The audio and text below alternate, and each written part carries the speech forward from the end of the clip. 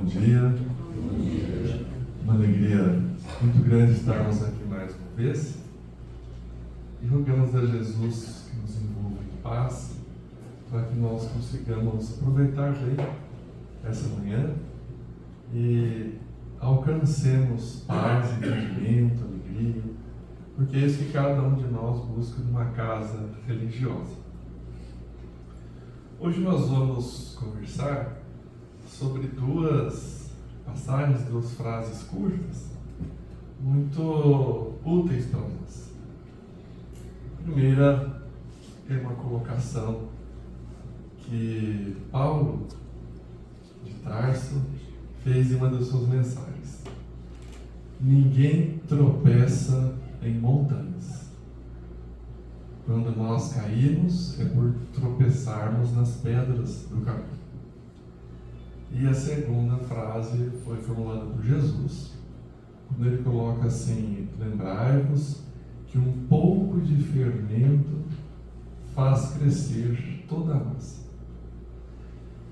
Então vamos ver como que essas duas frases, bem objetivas, bem diretas, podem nos ajudar a fazer com que a nossa vida seja melhor. A primeira, a respeito de que ninguém tropeça em montanhas, é muito importante, porque compreensivelmente todos nós nos preocupamos com os grandes dramas, as grandes tragédias, as situações que nos impactam pela gravidade. E é importante nós termos prudência, vigilância com os aspectos que mais nos assustam, na Bíblia, os temores, das convulsões sociais, os cataclismas da natureza. É importante ter prudência. Porém, o que pode comprometer a nossa existência são as situações do cotidiano. Então, por exemplo, se houver uma grande tragédia, um terremoto, um tsunami ou algo que o vale, a gente se abala por isso. E é claro que temos que ter prudência. Mas em termos morais, em termos de programação infinita de evolução, o que realmente pode nos comprometer são os nossos percalços interiores, que é o que Paulo falou, as pedras do caminho. E o que são essas pedras? Como nós podemos identificar essas pedras de tropeço? É comum, quando a gente fala assim, pedra de tropeço, a gente querer nominar as pessoas ao nosso redor que nos causam problema. E a gente fala mesmo: tal pessoa é uma pedra de tropeço na minha vida, Tem gente que fala isso da sogra, Eu falo sempre de sogra, ainda mais quando está gravando, porque nessa encarnação eu estou muito bem com a minha sogra. Então, ela me conta piadas de sogra, que eu acredito que é um patamar elevado, de entendimento entre sogra e genro. Mas, independente de desafios de pessoas do nosso redor, as principais pedras de tropeço são aquelas que trazemos dentro de nós. São os nossos defeitos, os nossos vícios, os nossos equívocos. E todos os temos. Só Jesus veio à Terra já tendo alcançado o patamar de espírito puro. Nós estamos nessa jornada para chegarmos nesse patamar, mas compreensivelmente temos uma longa trajetória pela frente. E de onde surgiram esses vícios, essas tendências equivocadas, hábitos perturbados? Como surgiu isso? O primeiro ponto a considerar é a identificação. Nós temos que identificar. E depois a gente pode inferir de onde isso veio. Para identificar, está lá uma pergunta no Livro dos espíritos qual é o método mais rápido para promovermos a nossa evolução. E a resposta, muitos conhecem, é bastante direta. Já vou disse um sábio da antiguidade: conhece-te a ti mesmo. Então, esse exercício diário do autoconhecimento é fundamental para que nós consigamos identificar nossos erros. Mas será que eu tenho erro? Temos. Todos temos. E tudo bem. Temos que fazer as pazes com os nossos defeitos. E de onde surgiram tantas atitudes, tantas propostas desajustadas? De más escolhas que nós fizemos no passado. Todos nós somos espíritos multimilenares. Já passamos pela Terra muitas vezes. E passaremos muitas outras. E até ontem, pode ser até ontem mesmo, literalmente, ou até ontem, numa existência pregressa, nós vivíamos totalmente equivocados, fazendo do orgulho e do egoísmo diretrizes para as nossas escolhas. Sabemos que Deus nos criou simples e ignorantes, e desde a nossa criação, a partir do instante, na escala evolutiva em que passamos a contar com o livre-arbítrio, com a liberdade de escolha, nós, em geral, temos a tendência a fazer um uso menos ajustado dessa liberdade de escolha. Apesar de todos termos as leis de Deus gravadas na consciência, ou seja, sempre nós sabemos o que deve ser feito. Sempre.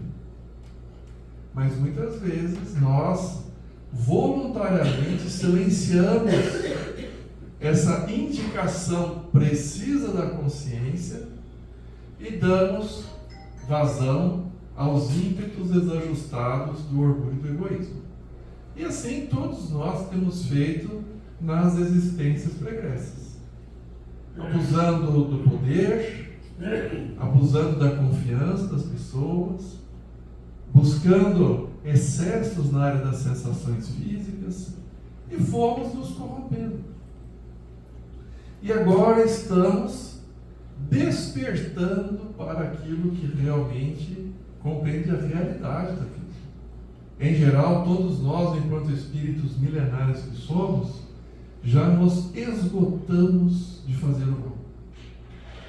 E estamos agora motivados a nos ajustar para com a nossa verdadeira destinação, que é a felicidade. Deus nos criou para sermos felizes.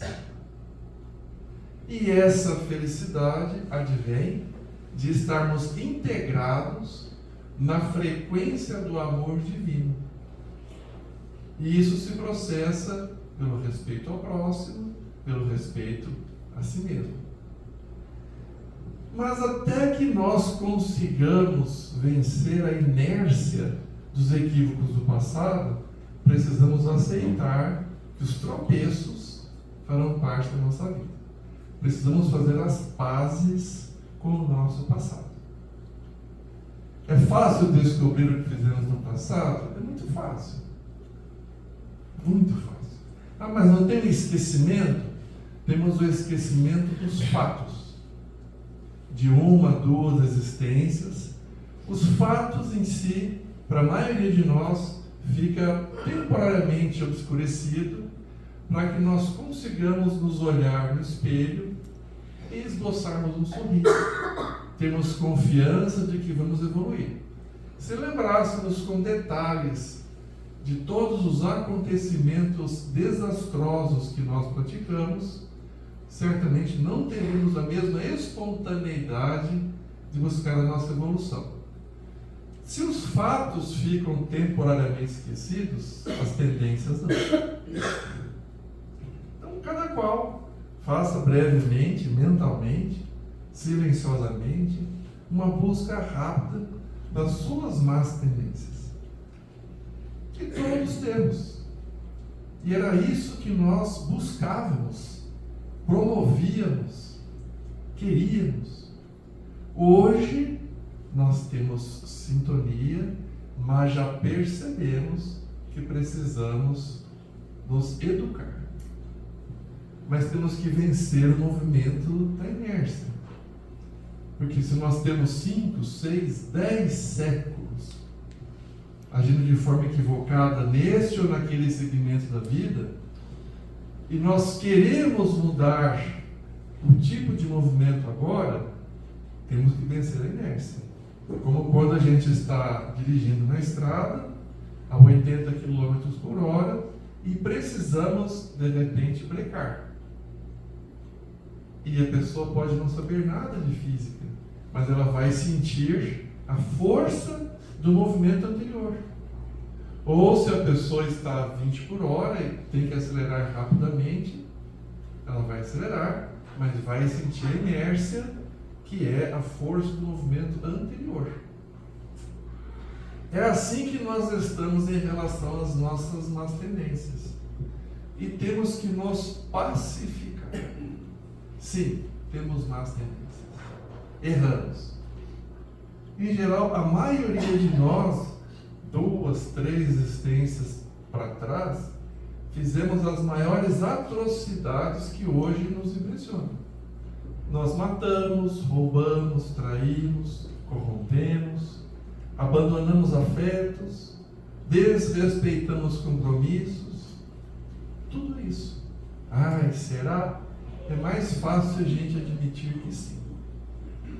E vamos nos pacificar, sim. Erramos por falta de um entendimento melhor da vida, ouvimos mais o orgulho, o egoísmo, do que o respeito devido ao próximo, e não tem nada que nós possamos fazer para voltar e mudar o passado. Não tem. Mas nós podemos e devemos estabelecer um novo roteiro de agora para frente. Seja o equívoco de ontem, de hoje de manhã, ou de 100, 200 anos atrás, em outras vivências aqui na Terra. E uma vez estabelecido este entendimento, temos uma longa trajetória para vencer a inércia do movimento anterior. E nesse processo, nós vamos errar. Credo, Marcelo, você vem aqui rogar praga para nós? Não. Venho falar da vida real. Ah, mas então meu erro se justifica? Não. Nenhum erro se justifica. Mas nós podemos compreender. Tem uma diferença. E aí, nessas pedras do tropeço, nós temos as nossas más tendências. E temos companhias que nos acompanham, com as quais nós temos que nos reajustar. Essas companhias estão do plano espiritual e do plano material. Do plano material, que nós enxergamos, quem são esses nossos compromissos de ontem? Aquele familiar difícil, o cônjuge complicado, né? Aquela pessoa do nosso ambiente de trabalho, da nossa vizinhança, que tudo que a gente faz para tentar melhorar a convivência dá errado. A gente fala bom dia, a pessoa acha ruim. A gente não fala nada, a pessoa acha ruim. Se a pessoa fala, nós nos aborrecemos. Parece que ficar no mesmo ambiente pesa. E todos nós temos pessoas assim. E temos que nos perguntar, por que será que isso acontece? E a reencarnação vem nos esclarecer. Certamente, algum de nós, normalmente os dois, erramos. E temos que agora aprender a conviver, para não tropeçarmos mais nas atitudes equivocadas. E do plano espiritual nós temos também? Temos. Quem são isso que nós poderíamos colocar como pedras de tropeço.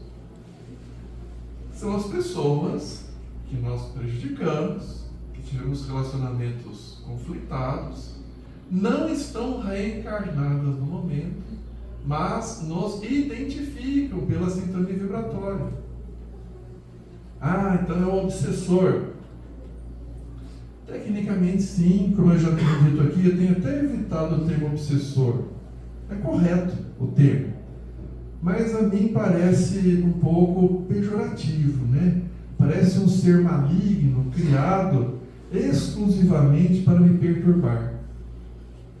Isso é totalmente incompatível com a bondade de Deus.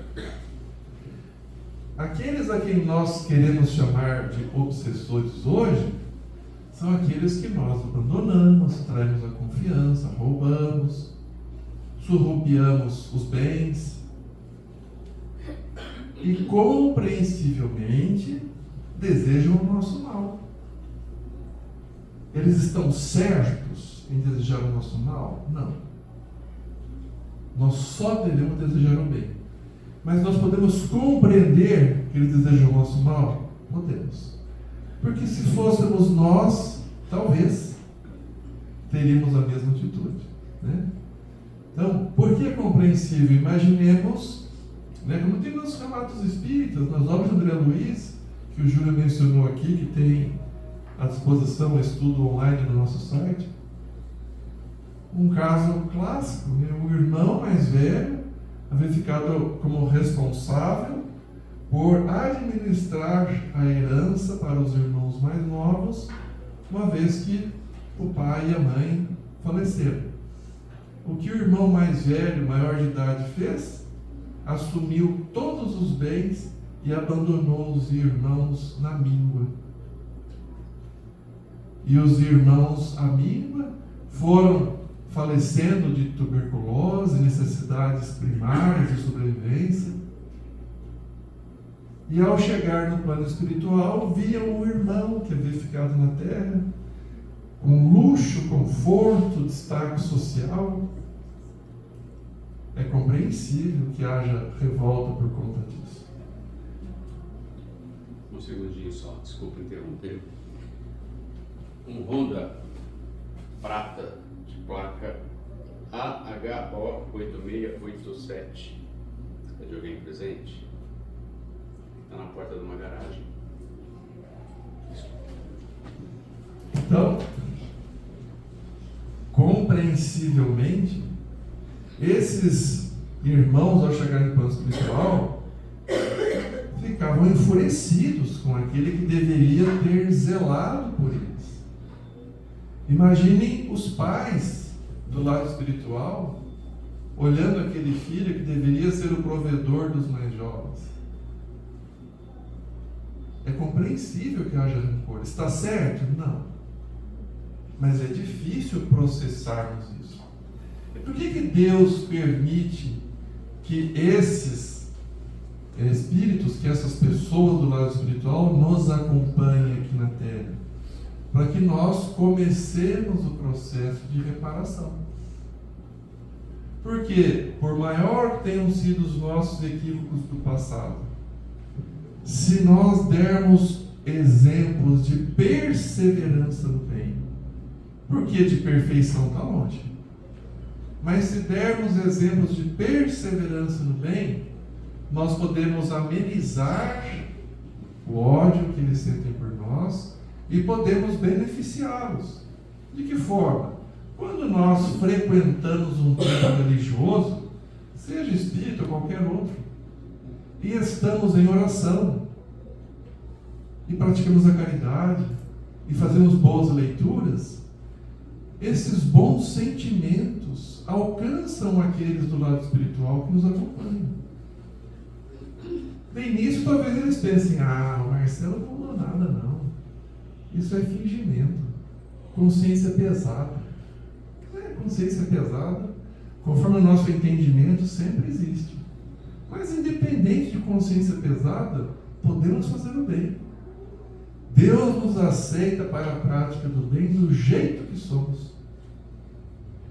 E aí, se esses que nos acompanham, querendo vingança, nos odiando, se eles vão acompanhando um dia, um mês, um ano, 2, 3, 10, 20 anos, 30 anos, que nós frequentamos um templo religioso, nos envolvemos com atividades caritativas, fazemos boas leituras, é previsível que eles consigam ponderar que nós estamos tentando ser pessoas melhores. E nesse processo, que é o compromisso de todo mundo, nesse processo nós vamos abrandando o rancor, o ódio. É por isso que Deus permite que eles nos acompanhem. E também eles nos prestam um serviço fantástico. Porque se nós estivermos andando na linha, eles têm pouco ou nenhum acesso a nos perturbar. Agora, se nós estivermos nos desviando do caminho correto, eles facilmente nos fazem tropeçar. As pedras de tropeço somos nós que trazemos. Os nossos desafetos do plano espiritual material podem nos induzir à queda. Mas será que do plano espiritual eles conseguem descobrir nossas fraquezas? Um dia um amigo perguntou assim: olha, Marcelo, você imagina se alguém pudesse te acompanhar 24 horas, o tempo todo, inclusive quando nós temos o sono, porque quem fica dormindo é só o corpo. Nós nos desprendemos parcialmente do corpo e vamos em busca daquilo que nos interessa. Aí o amigo perguntou assim: se alguém pudesse ficar acompanhando você 24 horas por dia durante 30 dias, será que conseguiria identificar suas fraquezas, seus equívocos, suas falhas morais? Aí eu comecei a rir e falei: o que foi? 30 dias? Acho que em 30 minutos já estava fácil descobrir. Então é isso que acontece. Literalmente. Aqueles que nos acompanham devido aos erros que nós praticamos, eles vão observando como que é a nossa vida. No trabalho, em casa, no trânsito, na vizinhança, nos momentos de lazer, quando ninguém está nos vigiando. E eles facilmente identificam: esse aqui tem essa pendência, esse aqui tem essa outra pendência, esse aqui tem esse desequilíbrio. E eles vão nos criar pedras de tropeço? Não. Quem tem, somos nós. Eles podem nos favorecer a queda quando nós estivermos tropeçando. Eles podem e fazem isso mesmo. E vai acontecer? Vai. Porque nós só deixaremos de tropeçar quando formos espíritos puros. Mas então como é que a gente faz? Nós somos devedores, temos aqueles que não gostam de nós, no plano material, no plano espiritual, devemos reparação a muitos, eles nos acompanham. Como é que nós vamos fazer? Então vamos resgatar a lição de Jesus. Um pouco de fermento faz crescer a massa toda. O que significa isso? Nós não vamos nos transformar em espíritos puros num passe de mágica. Nós vamos nos transformar em espíritos puros com a adoção de medidas compatíveis com o nosso atual estado evolutivo, mas que sejam estabelecidas de maneira continuada. É a perseverança no bem que vai nos libertar. E essa perseverança é uma palavra tão estratégica, por quê? Porque se nós erramos mesmo, nós precisamos aprender um conceito fundamental. Mesmo errando, devemos seguir com os compromissos que sabemos são importantes para o nosso progresso moral. Eu acabei de ter uma discussão em casa e chegou a hora de fazer o evangelho no lar. é comum nós ouvirmos, não, hoje não tem clima para o Evangelho. Errado. É agora que nós vamos fazer o Evangelho mesmo. Mais do que nunca, estamos precisando nos reharmonizar. O meu dia ontem foi muito perturbado, eu não vou praticar aquela atividade caritativa, aquela obra social. Pelo contrário, se ontem eu errei muito, hoje é o dia de redobrar minha dedicação ao bem. Está lá no Livro dos Espíritos. Quando se fala se aqueles mais evoluídos têm mais facilidade de praticar o bem, está lá com muita clareza. Nos espíritos superiores, o bem se tornou um hábito. Então é isso que nós precisamos lembrar. Da mesma forma que as grandes tragédias morais não acontecem de um dia para o outro. As tragédias morais de cada um de nós. Nós vamos descendo um degrau um dia, no outro dia descemos mais um degrau, depois mais outro, depois nós nos distanciamos da oração, do ambiente religioso, abandonamos o Evangelho no lar e vamos descendo. Num dado momento advém uma situação dramática. E para quem estava de longe, é comum ouvir, nossa, de repente a pessoa incorreu nessa falha grave. Não foi de repente. Foram passos sucessivos na direção errada. Mas o contrário também é verdadeiro. Hoje o meu dia começou muito ruim. Tudo bem, começou ruim, sempre lamentável, mas eu posso neste minuto começar uma proposta melhor. Vamos orar, fazer uma boa leitura, vamos nos recolher em silêncio um pouco, vamos frequentar o ambiente religioso de nossa preferência, vamos aproveitar a consciência incomodada e resgatar aquela ideia de praticar a caridade no segmento que for da nossa afinidade. É assim que funciona. E no dia seguinte, talvez nós consigamos agir da melhor maneira possível. E no outro dia também. E aí depois de 20 dias a gente pensa assim, puxa, está indo muito bem, que ótimo. No 21º dia a gente tropeça de novo. Tropeçou? Faz parte. Por enquanto não for espírito puro, eu vou tropeçar mesmo. Mas eu vou me reerguer, vou resgatar a oração, vou retomar o compromisso com o estudo de uma obra evangélica que trate os ensinos de Jesus, da doutrina espírita, ou da preferência que for de cada um. Vou retomar o Evangelho no lar, vou buscar me reharmonizar com a pessoa, com a situação que foi alvo do desequilíbrio, e assim por diante. Não foi por outra razão que Jesus disse para nós: aquele que perseverar até o fim será salvo. Então, muito mais importante do que darmos excessiva atenção aos tropeços, é reconhecermos, caí, tropecei, essa pedra aqui, ela é perigosa. Mas, na sequência, vamos nos levantar, retomar o caminho, seguir em frente. É a única opção nossa, seguir em frente. Em termos de livre-arbítrio, qual que são as possibilidades? Eu posso ir em frente agora, ou voluntariamente ficar adiando isso e me perturbando com outras coisas. Na verdade, o nosso livre-arbítrio é isso.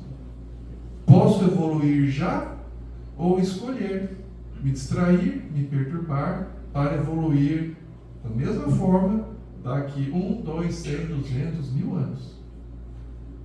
É uma lei da vida. Todos nós vamos evoluir. Estamos evoluindo. Nesse contexto, as orientações de Jesus, dos bons espíritos, são precisas. Como é que a gente pode evitar esses tropeços de maneira mais assertiva? A oração. Quando nós oramos, nós estabelecemos claridade no nosso caminho. Podemos até ajustar de maneira literal. Se estamos caminhando, né, pelo campo, por uma trilha, e se caminhamos tendo luz, as pedras estão ali, mas eu vejo. Então a oração é um recurso extremamente valioso, do qual Jesus se utilizou muitas vezes, conforme está no Novo Testamento. Então, quando nós oramos, nós temos claridade no nosso caminho. E se nós praticamos a caridade, e é por essa razão que é o lema do Espiritismo, fora da caridade não há salvação, além de nós termos a luz, nós temos as névoas dissipadas. Porque às vezes nós temos, mesmo durante o dia, aquela neblina, aquela névoa, que dificulta a percepção do melhor caminho. A oração traz luz e a prática do bem dissipa as névoas do nosso caminho. Notem que as pedras continuam ali, porque as pedras nós mesmos colocamos. Mas se orarmos e tivermos como hábito a prática do bem, nós vamos ter a melhor condição possível de trilhar o caminho com menos tropeços ou com melhor possibilidade de nos levantarmos. As boas leituras também nos auxiliam na maneira de remover pedras específicas.